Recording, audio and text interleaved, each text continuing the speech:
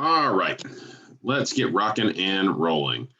So, just in the interest of time to be able to get through everything that I want to show for everybody else, let's just jump right square into sharing the market data. Hope everybody's having a good day. It is July the 10th, Friday, and I wanted to run through a couple of different short slides on, moreover, it's national market data as opposed to Greenville specific market data. There is Greenville specific market data because always we got to look at what the nation is feeling and then try and compare and contrast it to what is going on in the state of South Carolina and more specifically what's going on in Greenville. But what I wanted to give you guys is a high level view of what's going on. I know we touched on this briefly on Wednesday about average sales price and some of the other metrics that are existing in the marketplace right now. But I wanted to give you guys a little longer view. I know that there were some other topics covered and then move into the actual market specifics for us here in Greenville, South Carolina. So I was really touched by this quote. One, truth is attainable by laying fact upon fact. Now, that's from Peter Can, who's the former publisher for the Wall Street Journal.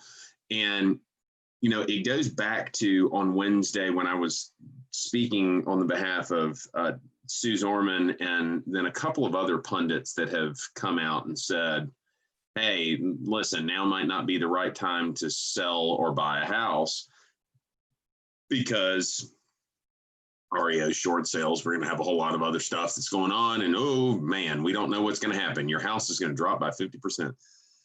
And you know, that's a pundit. That's a talking head. Don't get me wrong. She has every right to have that opinion. The facts just don't back it up.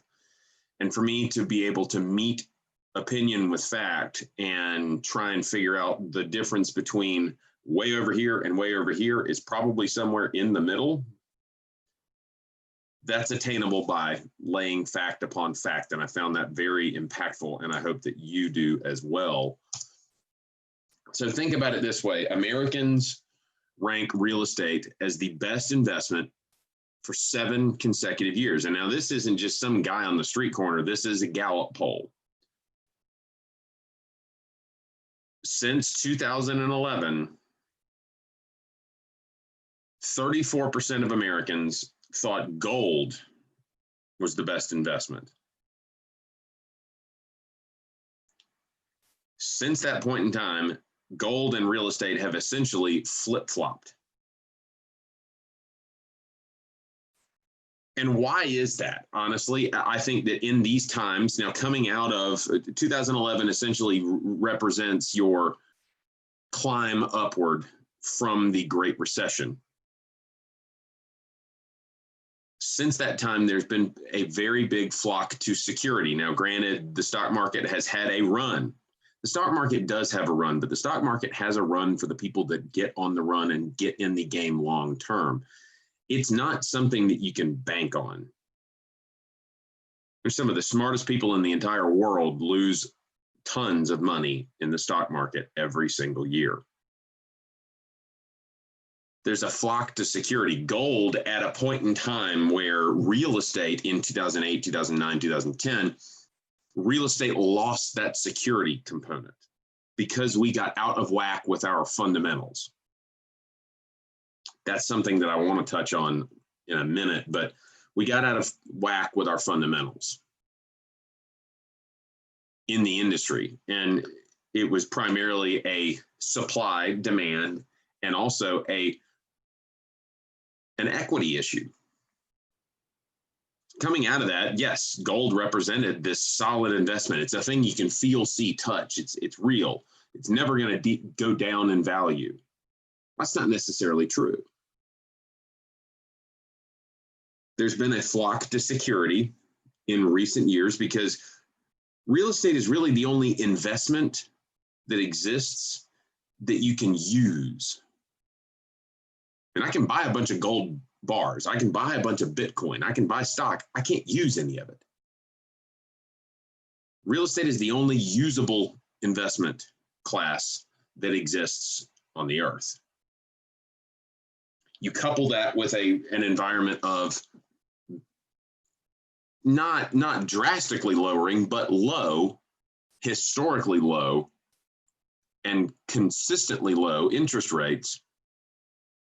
Yes, you're going to devalue the other appreciable, quote unquote, appreciable assets, meaning savings accounts, gold, or the stock market.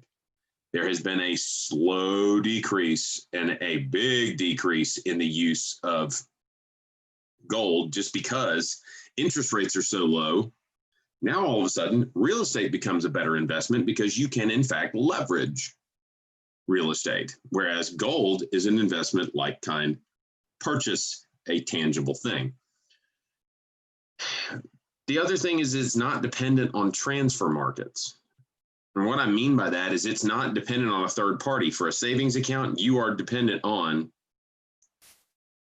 what the competitive rate is between banks, where you are in terms of how much money you can, in fact, invest as it relates to how much return you will get. The stock market, exactly the same thing. You are reliant on a third-party market where other people buy and sell to cheap and get rich quick, et cetera, et cetera. Gold as well, you are at the beck and call of a third-party market and a transfer market in which, in order for that money to actually be real, someone has to be willing to buy it. At the end of the day, real estate represents the world's only truly appreciable asset class. It really is. And that's why for the last 7 years running, Americans have ranked real estate as the best investment writ large.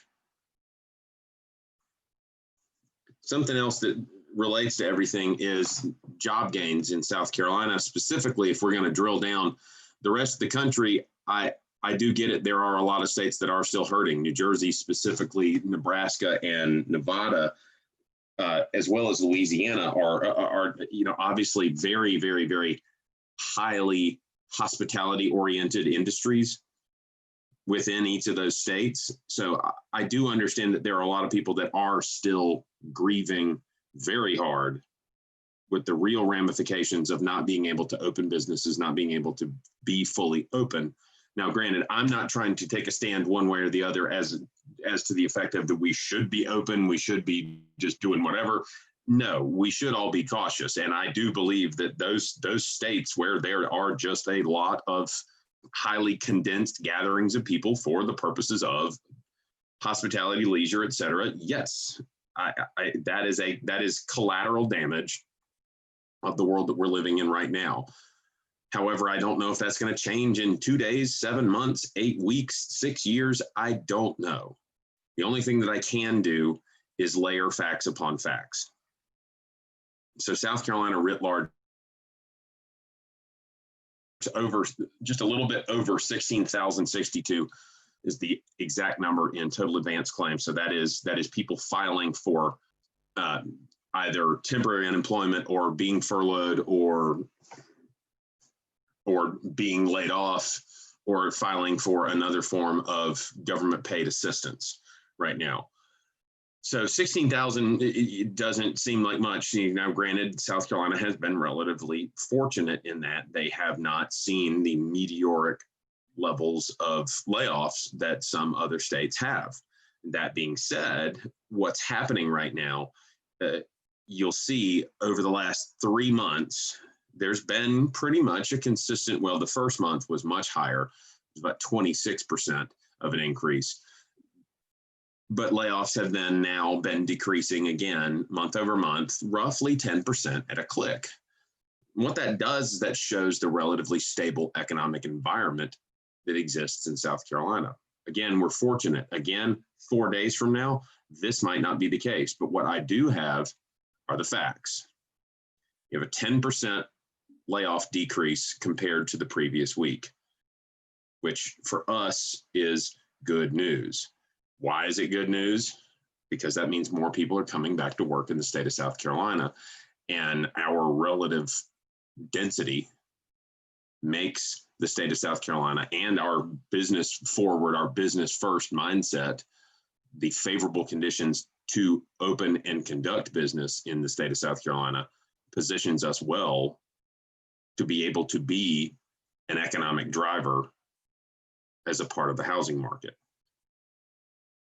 And you know how that works, thinking about buyers and their timelines. I know that everybody's got different situations. There are some people that are totally pulling the plug, some that are not. But when you look down at the numbers, the buyer's timeline, what you'll find is that a glaring majority of buyers have returned to the market with at or above their previous level of interest and or need. And the interesting thing when you break these numbers down, so obviously up at the top, the buyers stalled during the pandemic and now are very much in need of a new home, whether that is a family situation that has changed, whether they are looking for a home office because now they've discovered that they now have the option to work remotely, whether it's they have a job transfer situation, whether or not they are trying to add on to a family, whether or not they're downsizing because their children have aged. Whatever the reason may be, you've got roughly half of the buyer's market that is now very much back in the game.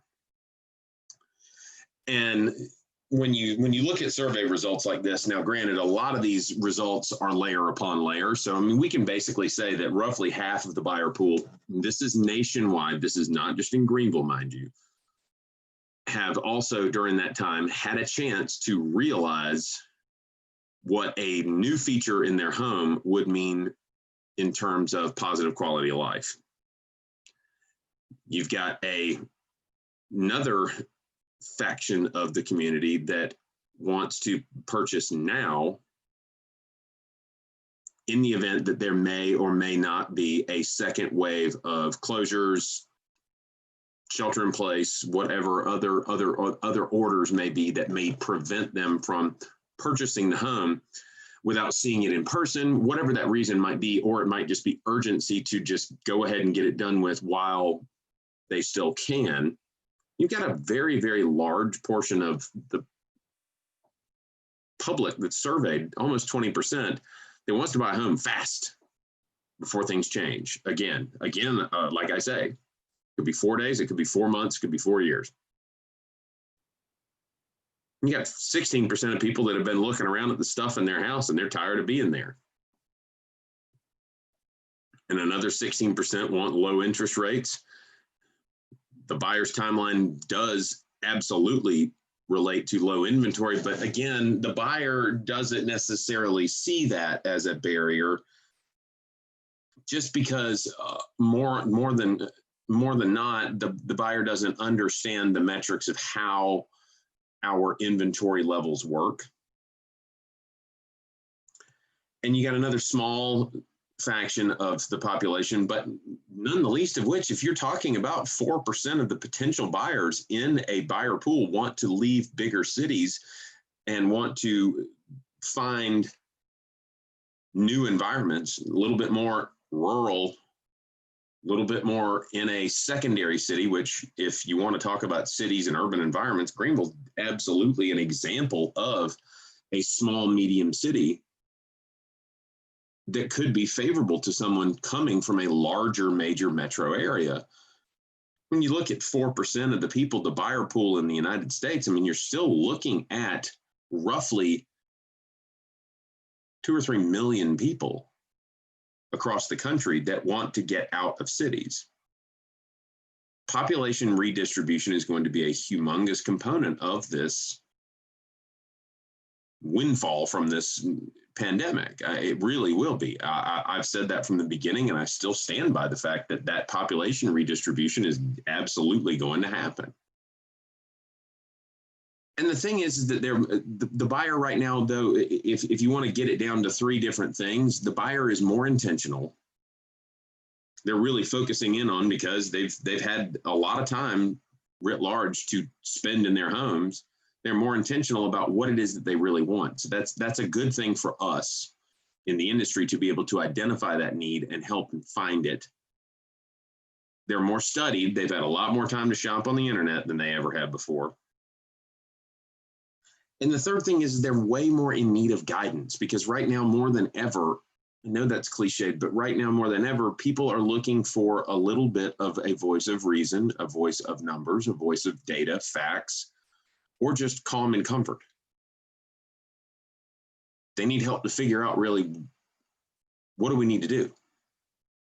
And how do we best get to from where we are to where we need to go?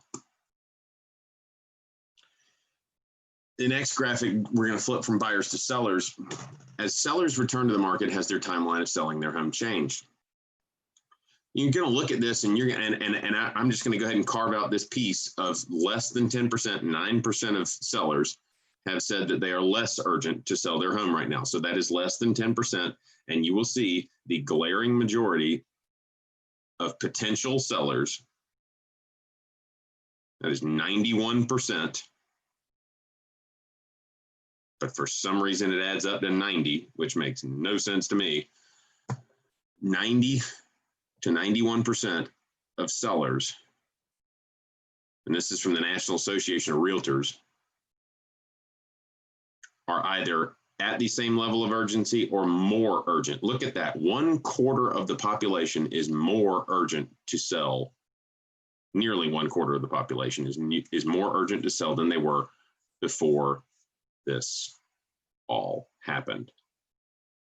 Take that in for a minute and just let that sink in, that 1/4 of the population is more urgent to sell than they have been before. We need inventory. It's time for us to help facilitate information over opinion and get in front of the people that need us in front of them. Why? Because right now, my data shows me exactly why. That consistent drop in for sale by owners, that consistent increase in trusting an agent assistant for selling their home is at an all-time high. That green line that's hovering around the bottom, that just associates itself with off-market transactions. Sellers and buyers, both of them, right hovering around 90%. 90%. I mean, how many times do we think that somebody that we see all these for sale by owner signs, or we see people that say, you know, bottom line, we really don't need a realtor. I got a bunch of friends that have it. I've done it before, We're still talking about 10% of the folks that have a need or a want to buy or sell real estate. In this situation, sellers, 89%, buyers, 89%. That is from the Communication Directors Institute in a profile of home buyers and sellers. People want quality. They want to feel like they've been helped out. They want to feel as if they are involved in a process. They realize, I believe, that knowing that buyers and sellers are now more informative and intuitive and more intentional than they were and have ever been, you know, the internet's either your enemy or it's your ally. And in this situation, yes, all the window shopping can be done online, but when dollars come to donuts, or the rubber meets the road, or whatever cliche you want to use, the trusted advisor right now is I don't want to say it's an indispensable asset, but I believe that it is an indispensable asset. And that indispensable asset is you, because consumers are flocking to quality. People want a good experience. People want a seamless transaction, and people want results. They don't want surprises. And that's where a professional real estate advisor comes in immediately. So what does that look like for Greenville writ large? Your numbers are as follows, and we can get into the weeds about this, that, and the other, but there's really three things that make a big difference for you guys. Average days on market, we talked about this. It's decreased about 6% from 55 to 45. That is over 16%. Average sales price, $276,103. That represents a roughly 5% climb from May, which was $272. Inventory, here's the sticky wicket. We've been hovering in between 4 or 5-ish months. Right now, as it stands, if we didn't bring anything else new on the market, now I am at least a little bit pleased to see that there's nearly 300 homes that have come on the market thus far in July, which would be great, but that current inventory level still roughly 2,200 units at an average days on market of 45. You're looking at 2.2 months of worth of inventory.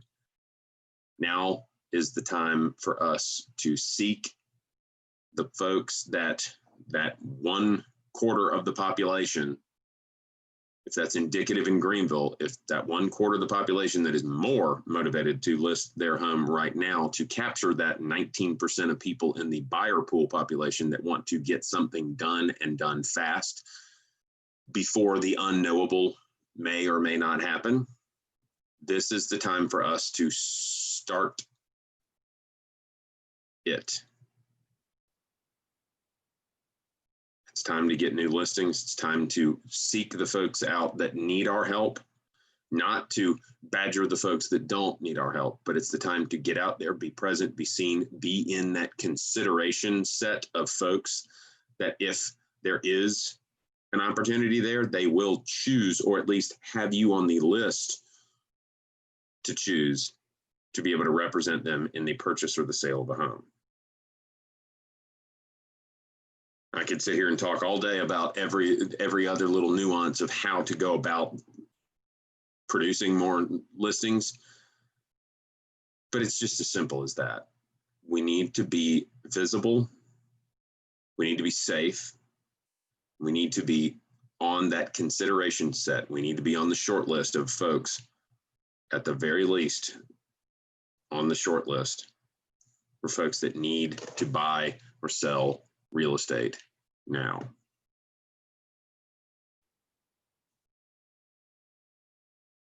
And with that being said, I hope you guys have a great rest of your day. I wish you all the best. Stay safe. Take care, and I'll talk with you soon.